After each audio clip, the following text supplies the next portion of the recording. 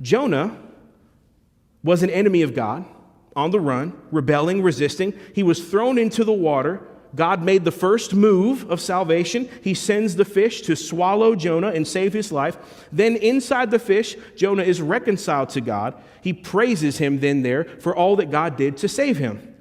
That's salvation in a nutshell. We were dead in our trespasses and sins before we knew Christ. We follow the course of the world. We all did.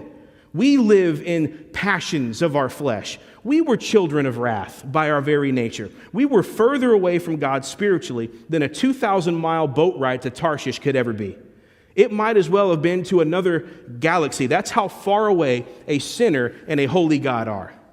But while we were at our lowest point spiritually speaking, when the waves were crashing over us, when the deep surrounded us, when the weeds were wrapped around our head, when we were sitting at the root of the mountain, we were knocking on the door of Sheol, following the course of the world, following the prince of the power of the air, indulging in sin as a rebel to the will of God. It was at that moment that God sent us salvation.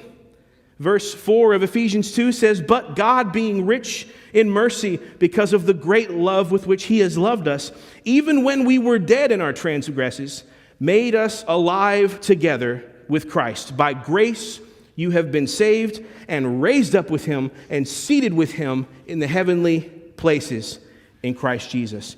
It was the grace of God, the rich mercy of God, the steadfast love of God that saw through the death, saw through the rebellion, reached down in the dark, unfathomable abyss of our sin, and breathed life into that dead sinner and snatched us up out of the jaws of death and made us alive with Christ.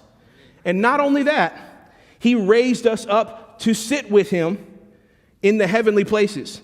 See, not only did God snatch Jonah out of the water and put him into a fish, he transported him to a new life and raised him up out of death and put his feet on solid ground.